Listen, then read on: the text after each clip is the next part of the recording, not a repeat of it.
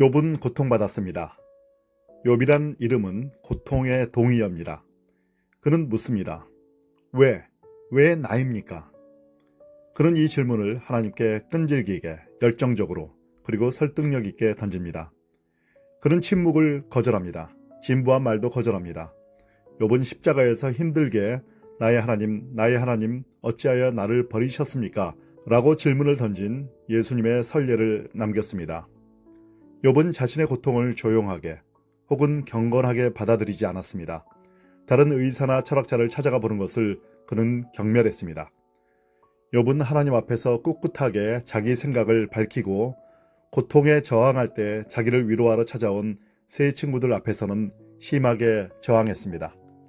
욥기는 잘 살아왔고 축복의 삶에 익숙해진 사람이 아무런 예고도 없이 갑자기 상실의 어두운 구덩이로 떨어진 이야기를 기록한 책이라는 것을 여러분은 기억하셔야 합니다. 재앙이 닥쳐 욥의 가축과 자녀들을 죽였고 게다가 자기 자신도 극심한 피부병에 걸렸습니다. 세 친구가 그를 방문하러 와서는 그를 위로한답시고 시시하고 진부한 종교를 제시하며 상황을 더 탁하게 만듭니다. 결국 지금까지 아무 말도 않으셨던 하나님의 음성이 폭풍 가운데서 천둥처럼 들리면서 설득력 있고 만족스러운 절정에 도달합니다. 이 책의 중심에는 욥과 세 친구의 대화가 있습니다. 그리고 폭풍 가운데서 하시는 하나님의 말씀이 결말을 맺습니다. 이 옛날 이야기는 다른 어떤 이야기 못지않게 혹은 그보다 더 잘 고통의 문제를 다루고 있습니다. 게다가 이 책은 정교한 시로 기록되었습니다. 욥기를 셰익스피어에 비교한 글을 저는 읽은 적이 있습니다. 욥의 고통이 심각함을 본 세 친구는 7일 밤과 낮을 욥과 함께 침묵 가운데 보냈습니다.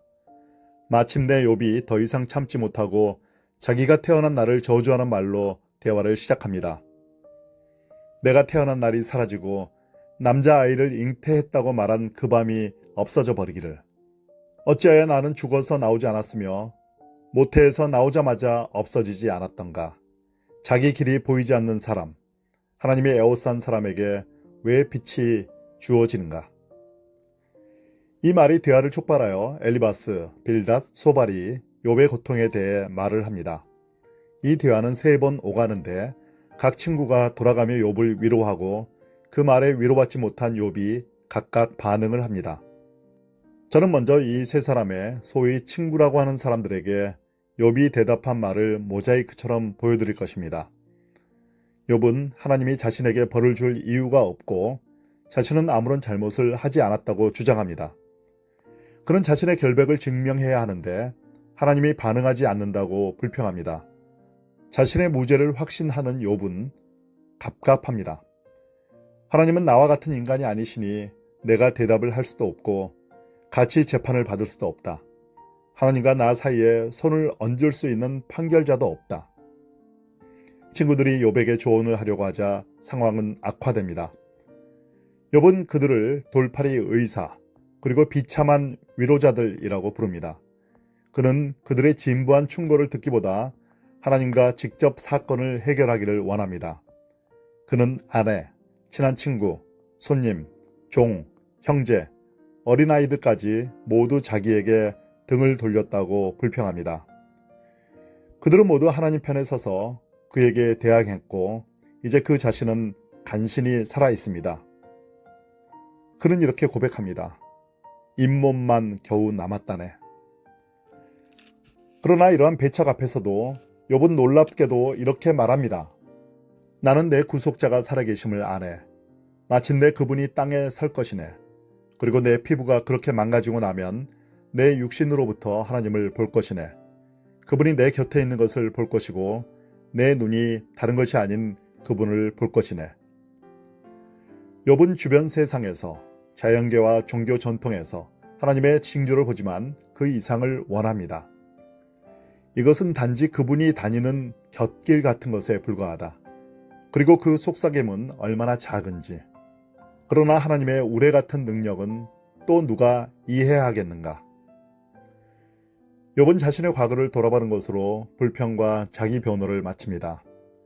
그는 건강과 부를 가졌던 날을 자신의 가을날이라고 부릅니다. 그때 아이들이 자기 주변에서 놀았고 모든 젊은이가 그를 존경하고 존중했으며 노인들이 그를 대우해 주었습니다. 그는 사회 정의에도 열심이었습니다. 나는 눈먼 자의 눈이었고 저는 자의 발이었으며 가난한 자의 아버지였다. 그러나 이제는 그게 다 사라져 버렸습니다. 자기가 목동으로도 고용하지 않았을 남자들의 젊은 아들들이 그를 조롱합니다. 그를 조롱하고 침을 뱉는 오합지졸을 견뎌야 하는 데다가 그는 부스럼 때문에 몹시 괴로웠습니다. 밤이 내 뼈를 흔들고 나를 갉아먹는 고통은 쉴 줄을 모른다. 욥은 자신은 죄가 없다고 확언하는 것으로 마무리를 짓습니다. 이 세상에 무슨 문제가 있든 그것이 자기 때문은 아니라고 말합니다. 그는 자기가 보기에 의로운 사람입니다. 욥은 하나님이 걸려있는 위기를 맞이했습니다. 하나님은 더 이상 믿지 않겠다고 하면 영적 고문이 사라질 것입니다. 육체적, 도덕적 문제는 여전히 남아있겠지만 영혼의 고통은 멈출 것입니다. 욥이 친구들의 조언을 받아들인다면 이 혼란에서 벗어나겠지만 그는 그들의 답에 만족하지 않습니다. 욥은 하나님보다 못한 것에 안주하지 않습니다. 이렇게 하나님이 걸려있는 위기에 처한 친구가 있다면 여러분은 무엇이라 말하겠습니까? 욥의 친구들은 적어도 한두 가지 면에서는 도움이 됩니다.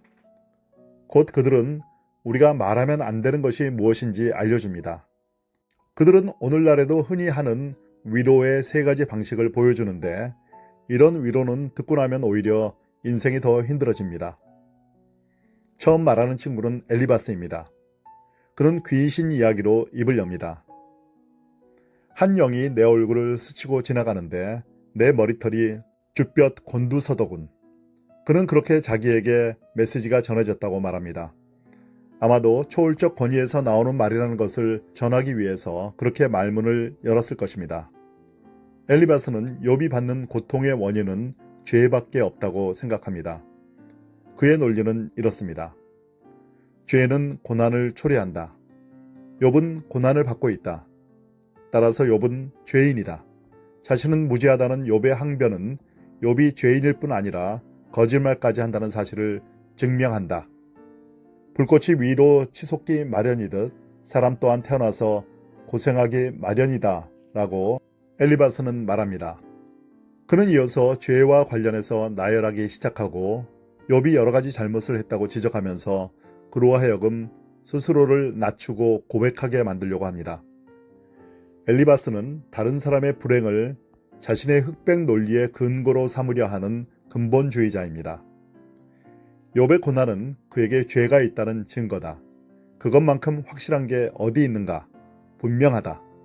이렇게 생각합니다. 두 번째 친구인 빌닷은 욥에게 무슨 일이 일어나든 하나님이 가장 중요하다는 것을 잊지 말고 하나님을 모독하고 부인하지 않도록 조심해야 한다고 말합니다. 빌닷의 논리는 대략 이렇습니다. 우리가 많은 것을 이해하지 못하는 이유는 하나님이 너무나 위대하시고 그에 비해 우리는 너무나 사소하기 때문이다. 이렇게 우리가 이 복잡한 우주 속에서 일어나는 그토록 원대한 목적과 지성을 이해할 수 있겠는가? 하나님의 눈에는 달도 밝지 않고 별도 깨끗하지 않거늘 구더기에 불과한 인간, 벌레에 불과한 인간의 아들이야 더 말할 나위가 있겠는가? 라고 빌닷은 말합니다. 하나님이 얼마나 바쁘고 할 일이 많으신지 아는가? 이 원대한 계획에서 참으로 사소한 우리가 어떻게 하나님의 생각 속에서 일어나는 모든 일에 대해 답을 얻을 수 있다고 생각하는가? 토마스 하디는 하나님에게 인류를 상기시키기 위해서 보내신 메신저에 대한 시를 썼습니다. 그 시에서 하나님은 아무것도 기억을 하시지 못했습니다. 빌닷이 경배하는 하나님은 그런 하나님입니다.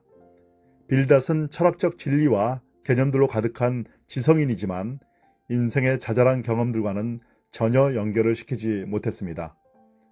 그는 생각이 많고 그것에 대해서는 지치지 않고 이야기할 수 있었지만 결혼 기념일은 기억하지 못하는 사람일 수 있습니다. 빌닷은 하나님을 확대하면서 인간을 축소시켰습니다. 지성인 빌닷에게는 절망하고 고통받는 불쌍한 사람보다 더 중요한 생각거리들이 많았습니다. 세 번째 친구인 소발은 도덕주의자입니다. 그는 욥에게 충고합니다. 마음을 곧게 하면 자네의 인생이 대낮보다 밝을 것이네. 소발은 고들 뿐만 아니라 좁습니다. 그는 하나님의 의를 추구하는 열심당입니다. 소발의 사명은 사람들로 하여금 착한 일을 하도록 몰아붙이는 일입니다. 욥은 착한 일을 해야 한다. 그러면 그의 문제가 해결될 것이다. 소발은 잘 정리된 세계관을 가지고 있었는데 거기에 욥이 무질서한 오점을 남기고 있습니다. 소발은 잘못을 바로잡기 위해서 최선을 다해야 하는 사람입니다. 비뚤어진 액자를 바로잡고 얼룩을 지우는 세심한 주부처럼 말입니다. 소발은 욥이 답답합니다. 그래서 욥을 모욕하고 비난합니다. 소발은 하나님 편에 서서 이 세상을 청소하고 싶어 합니다. 그는 욥의 이야기를 제대로 듣지도 않고 그의 재난에 관심을 가지지도 않습니다. 그는 얼른 뛰어들어서 자신이 가진 선과 악의 목록에 맞게 사태를 정리하고 싶어 했습니다. 규칙을 지키게. 그는 참으로 단순합니다. 욥의 친구들은 이렇습니다. 엘리바스는 회개만 강조하는 근본주의자이고 빌닷은 사상만 거창한 지성인이며 소발은 자기 의에 빠진 도덕주의자입니다. 참으로 비참한 위로자들입니다. 거기에 한 사람이 더 있습니다. 엘리후입니다. 그는 어디에서 온 것일까요? 엘리후는 처음부터 그 자리에 앉아서 이 모든 이야기를 듣고 있었습니다. 어쩌면 그는 이 대화에 끼어들 연배가 안 된 사람으로 여겨졌을 수 있습니다. 세 친구가 말을 마치자 엘리후가 입을 엽니다. 저는 어리고 어르신들은 연로하십니다. 그래서 저는 소심해져 제 의견을 말하기가 두려웠습니다. 보십시오. 제 마음이 숨구멍 없는 포도주 같습니다. 새 부대처럼 터질 것 같습니다. 속 시원히 말을 해야겠습니다. 그는 이 위로자들보다 훨씬 더 길게 말을 합니다. 엘리후는 어리기 때문에 이 대화에서 연장자에 대한 예의를 지켰습니다. 그러나 그는 더 이상 참을 수가 없었습니다.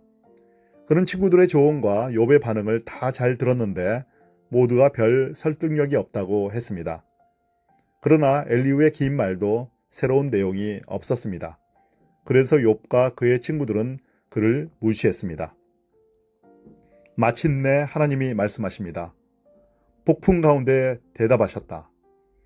네가 누구이기에 무지한 말로 생각을 어둡게 하느냐. 남자답게 허리를 동이고 내가 묻는 말에 대답해 보아라. 내가 묻는 말에.